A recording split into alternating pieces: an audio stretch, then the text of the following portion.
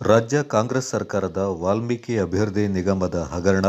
ಮತ್ತು ಮೂಡಾ ಅಕ್ರಮ ನಿವೇಶನ ಹಂಚಿಕೆ ಮತ್ತಿತರ ವಿಷಯಗಳನ್ನು ಮುಂದಿಟ್ಟುಕೊಂಡು ಬಿಜೆಪಿ ಮತ್ತು ಜೆಡಿಎಸ್ ಜಂಟಿಯಾಗಿ ನಡೆಸ್ತಾ ಇರುವ ಬೆಂಗಳೂರು-ಮೈಸೂರು ಪಾದಯಾತ್ರೆಯಲ್ಲಿ ಕೊಡಗಿನ ಬಿಜೆಪಿ ಪ್ರಮುಖರು ಹಾಗೂ ಕಾರ್ಯಕರ್ತರು ಪಾಲ್ಗೊಂಡಿದ್ದಾರೆ.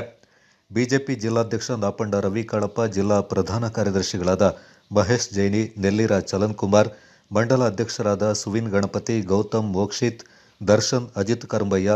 ಮಂಜು ರಂಜಿ ಪೂಣಚ್ಚ ಹಾಗೂ ಜಿಲ್ಲಾ ಬಿಜೆಪಿ ಯುವ ಮೋರ್ಚಾ ಅಧ್ಯಕ್ಷರಾದ ಮಹೇಶ್ ತಿಮ್ಮಯ್ಯ, ಪ್ರಧಾನ ಕಾರ್ಯದರ್ಶಿಗಳಾದ ವಿನೋದ್, ಪ್ರಸಾದ್ ಚಂಗಪ್ಪ ಸೇರಿದಂತೆ ಸುಮಾರು 100ಕ್ಕೂ ಹೆಚ್ಚು ಕಾರ್ಯಕರ್ತರು ಪಾಲ್ಗೊಂಡಿದ್ದರು.